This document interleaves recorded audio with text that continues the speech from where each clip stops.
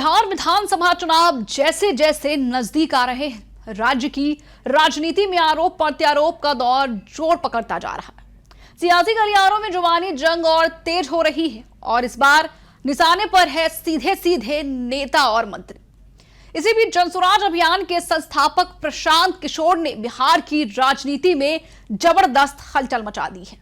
नमस्कार, मैं हूं शालिनी सिंह और आप देख रहे हैं दर्श न्यूज। दरअसल बीते कुछ दिनों में प्रशांत किशोर ने एक के बाद एक कई बड़े नेताओं पर गंभीर आरोप लगाए हैं। सबसे पहले उन्होंने बिहार सरकार में मंत्री विजय कुमार चौधरी पर करोड़ों के घोटालों का आरोप लगाया। जी हां, करोड़ों के घोटालों का। प्रशांत किशोर ने दावा किया है कि मंत्री चौधरी की संलिप्तता कुछ बड़े वित्तीय घोटालों में है, जो जनता के पैसों से जुड़ा हुआ मामला है। लेकिन यह बात यही खत्म नहीं हुई। इसके बाद प्रशांत किशोर ने सीधे सीधे बिहार के डिप्टी सीएम सम्राट चौधरी पर तंज कसते हुए कहा कि सम्राट चौधरी तो 10वीं पास भी नहीं है। प्रशांत किशोर के इन बयानों ने न केवल मीडिया में सुर्खियां बटोरी, बल्कि जनता के बीच हलचल पैदा कर दी।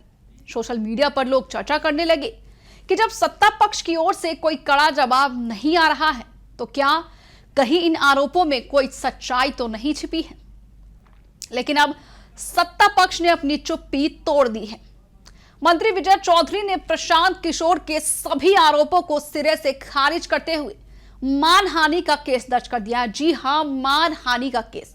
उन्होंने प्रशांत किशोर को 100 करोड़ की मानहानि का नोटिस भेज दिया है। इसी मामले में मंत्री अशोक चौधरी भी सामने आए और उन्होंने प्रशांत किशोर से बिना शर्त माफी मांगने की मांग की है।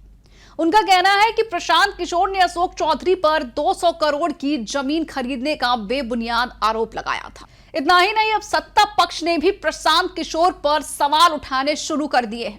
दावा किया जा रहा है कि प्रशांत किशोर को देश के अलग अलग हिस्सों, खासकर पश्चिम बंगाल से करीब 370 करोड़ की फंडिंग मिली है और वो विपक्षी दलों के इशारे पर बिहार में माहौल खराब कर रहे हैं और वो इन फंडिंग का उपयोग विपक्षी दलों के चुनाव में कर रहे हैं।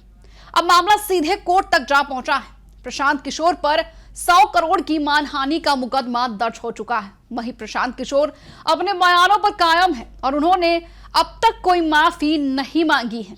आपको बता दें कि राजनीतिक विश्लेषकों का मानना है कि बिहार में चुनावी माहौल जितना नजदीक आएगा, इस तरह के हमले और जवाबी हमले और भी तेज होंगे। तो क्या प्रशांत किशोर जनता के सवालों को उठा रहे हैं या फिर सियासी रणनीति के तहत किसी खास मकसद को साध रहे हैं? क्या सत्ता पक्ष के आरोप और केस पीके की राजनीति छवि पर असर डालेंगे? इन सवालों के जवाब आने वाले दिनों में बिहार की सियासत तय करेगी। बने रहे हमारे साथ और देखते रहे दर्श न्यूज। बिहार की हर खबर सबसे पहले हमारे साथ।